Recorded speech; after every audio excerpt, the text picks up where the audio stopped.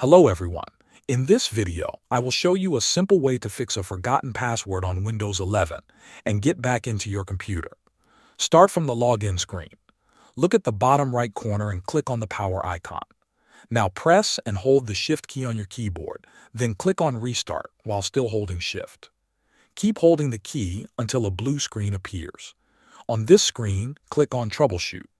After that, select Reset this PC. You will now see two options. Choose Keep My Files.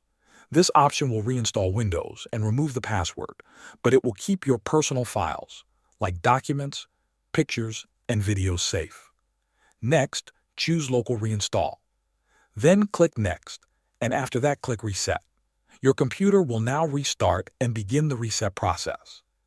This can take anywhere from 20 to 60 minutes, so just wait until it finishes. Once the process is complete, your system will start like a new setup.